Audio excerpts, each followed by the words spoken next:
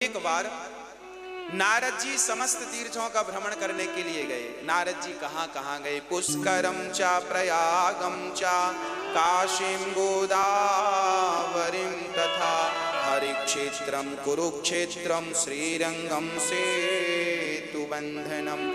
नारद जी बोले, मैं समस्त तीर्थों में गया पर ना पश्यम पुत्र मिच्छर महामना संतोष कार्यकम, मुझे कहीं शांति नहीं मिली। नारद जी सारा संसार, एक बार नारद जी आ गए आपके यहाँ, वृंदावन भी आए और हैदराबाद भी गए। नारद जी काहे को गए? शांति देखने गए। शांति कहाँ है? आपके घरों में शांति है मैया जी? है?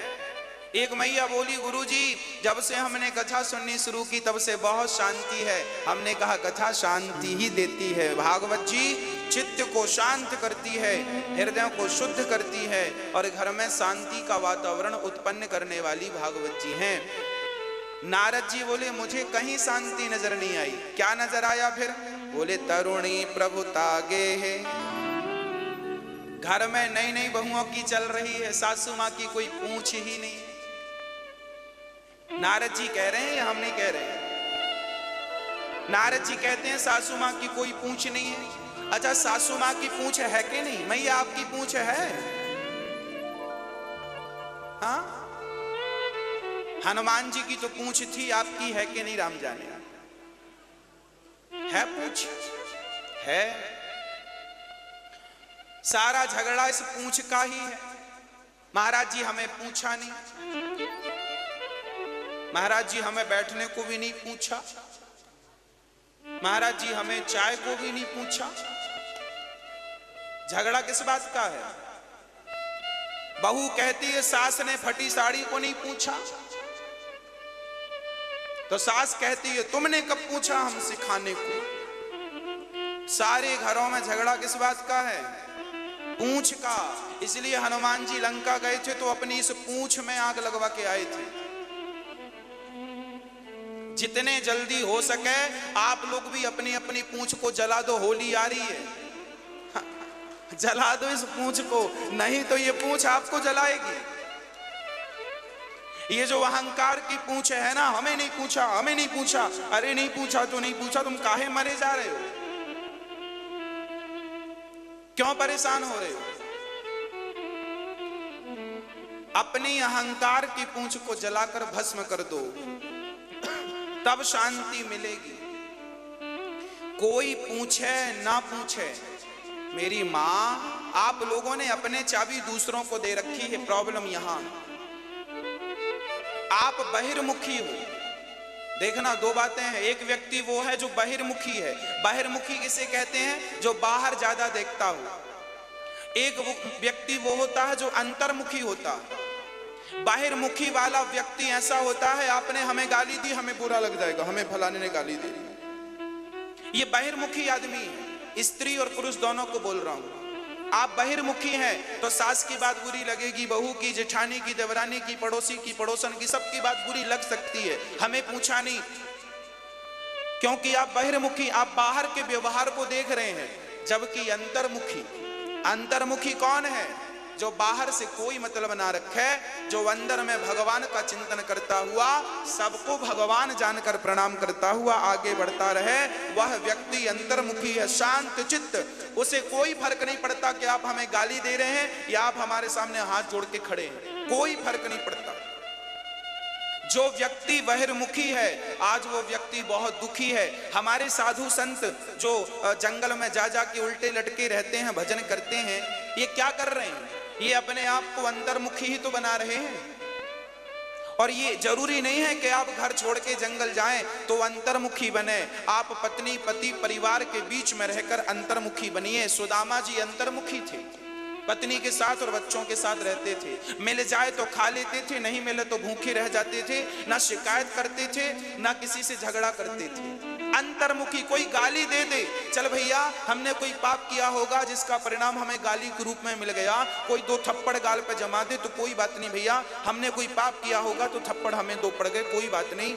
हम भगवान का चिंतन करने आए, हमें 100 साल तो जीना है। 100 साल में भी 20 साल निकाल दो, 10 साल तो कुछ समझ में नहीं आया, छोटे थे, कपड़े पहनने का भी ज्ञान नहीं था। 10 साल के बच्चे को भी ठीक से कपड़ा पहनना नहीं आता, माँ पहनाती है। चलो कपड़ा पहनना आ भी जाए तो उसके कोई बहुत अच्छा सांसारिक क्रियाएं नहीं आती। 10 साल वो निकाल दो और बाद के 90 साल के बाद जिंदा रह गए तो ना चलना आएगा ना खाना आएगा, तो 20 साल ये 80 साल की एज बची। यदि 100 साल के हो तो 80 साल पकड़ के चले। ये 80 साल हमारे पास हैं, उसमें भी हमें 80 साल में 40 साल तो सोना है। पूरी रात सोता है, 12 घंटे का दिन 12 घंटे की रात, तो 40 साल सोना, बचा कितना? 40 साल। और 40 साल में फिर नहाने का समय, खाने का समय, झगड़े का समय, निंदा चुगली का समय, ये सब निकालने के बाद तुम्हारे पास बचा कितना? और जो समय बचा है वो 25, 30, 40 साल बचा है, जो 30 साल बचा है उसमें भी तुम झगड़ा ही करोगे। उसमें भी तुम ये देखोगे कि ये हमारा सम्मान नहीं किया। अब अरे करने ना करे सम्मान, सुना करे चूल्हे में जाए। तुम्हारा क्या घुर गया, क्या कम पड़ गए, तुम वजन कम हो गया, तुम्हारा सम्मान नहीं हुआ। तो ये मान अपमान सम्मान जब तक इनसे ऊपर नहीं उठते आप, तब तक आपको भगवत प्राप्ति नहीं होगी। जिन जिन संतों ने, बताओ क्या मीराबाई का अपमान नहीं हुआ? क्या मीराबाई को राणा ने ये नहीं कहा कि तूने मेरा कुल बिगाड़ दिया? संतों के बाबाओं के बीच में जा जा के नाचती है, कहते थे इसने तो कुल का नाश कर दिया। बाबाओं के बीच में जाती है, चरित्र बिगाड़ के आती है। क्या क्या ना कहा मीरा को, चरित्र से गिरी कहा, जहर पिलाया उसके ससुर ने, पर क्या हुआ? मीराबाई क्या अपमान में उलझी? बोलो।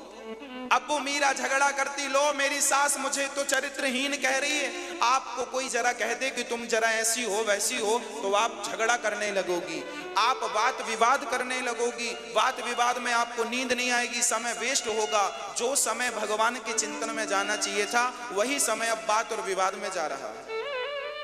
हाँ या ना? नुकसान किसका है?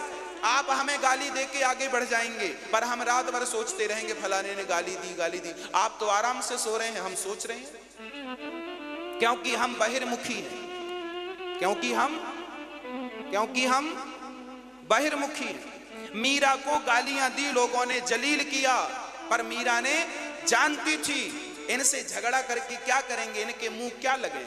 वो इस मान अपमान से ऊपर उठ चुकी थी। वो स्त्री मान अपमान से, बोलो मेरी मां। हाँ, तो आप लोग कब उठोगी? कब? डेट बताओ। आज उठ जाओगी? चलो अच्छा, आज उठ जाना। कोई गाली दे, देने वाला चूल्हे में जाए, आपको क्या करना? बिल्कुल शांत चित्त से भगवान में ध्यान लगाओ। नरसिंह मेहता का चरित्र आपने कभी सुना या पढ़ा हो? नरसिंह मेहता का चरित्र सुना होगा। नरसिंह मेहता के भाई ने, भौजाई क्या बोलती थी? हट्टा कट्टा, निठल्ला, घर में पड़ा पड़ा खाता है, कुछ कमाता नहीं है। ये नरसिंह मेहता को उनकी भौजाई ने कहा था। अपमान किसे नहीं सहना पड़ा? क्या ध्रुव जी को अपमान नहीं?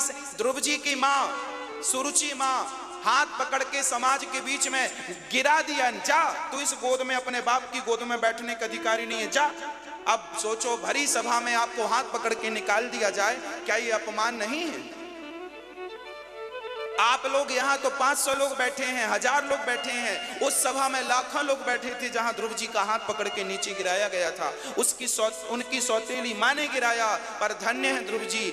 उनकी माँ के पास जब वो गए कि माँ मेरा अपमान कर दिया माँ ने, तो मान अपमान उनकी सुनीति माँ ने समझाया, बेटा मान अपमान त्याग दे, कोई तेरा अपमान नहीं करता, कोई तेरा सम्मान नहीं करता, जा मान अपमान का त्याग करके मन भगवान में लगा। और जब मान अपमान से मन को हटाकर भगवान में मन लगाया तो उन्हें भगवान प्राप्ति होगी। भगवान और झगड़ा करो, तुमने हमारा अपमान किया, हमारे बेटे का, हम भी तुम्हारा करेंगे, फिर करो झगड़ा, इसी में समय गुजरेगा, कोर्ट कचहरी भी जाना। तो ये करने आए हो क्या? बाहिर्मुखी बनोगे तो बहुत झगड़े हैं। बाहिर्मुखी इंसान कभी हंसता नहीं है, बाहिर्मुखी इंसान कभी ठहाका नहीं लगाता, हमेशा ही रोता रहता। बाहिर्मुखी है ना, बाहर की तरफ देखता। अंतर्मुखी बनो। क्या बनो? अंतर्मुखी बनो। बाहर की तरफ देखने ही नहीं। अपमान हो रहा है, सम्मान, गुण दोष दृश्य दोषा, गुण दोष दोनों ही ठीक नहीं है। आप हमारी ज्यादा प्रशंसा करें वो भी अच्छा नहीं है, और आप हमारी ज्यादा निंदा, देखो आप हमारी निंदा करोगे तो भी हमें लगेगा लो हमारी निंदा कर रहे हैं, तो हम आप हमारी निंदा करोगे तो फिर हम आप में ही उलझ जाएंगे, आपको सफाई देने लग जाएंगे, नहीं भाई ये नहीं ये नहीं ये नहीं ये नहीं, समय वेस्ट हो जाएगा। और आप हमारी प्रशंसा करोगे तो भी हम उलझ जाएंगे, भाई आप हमें अच्छा कह रहे हैं, हम भी सुनने लगेंगे बैठ के। तो प्रशंसा और निंदा, स्तुति और आलोचना दोनों ही बंधन है। ना तो स्तुति में उलझना, ना तो आलोचना में उलझना, इन दोनों से आपको ऊपर उठना है। बोलो मेरी मां उठोगी, इन दोनों से ऊपर उठना। यही जब आप इन दोनों से ऊपर उठ जाएंगे ना, तब ये जो तुम्हारा मनुष्य तन है ना, फिर जीने का मजा है। अभी कहां मजा है? अभी आदमी जिंदगी जी नहीं रहा है, अभी तो रो रो के गुजार रहा। महाराज जी चल रही है, गुजर रही है। कोई आनंद मिला आपको जीवन में? पूरी जिंदगी रो रो के मर जाओगे। क्यों मर जाओगे? क्योंकि तुम बहिर्मुखी थे, बहिर्मुखी हो और बहिर्मुखी मरोगे। अंतर्मुखी होके मरोगे ना तो मरना भी उत्सव बन जाएगा। जीना और मरना दोनों आनंददायक हैं, पर उनके लिए जो अंतर्मुखी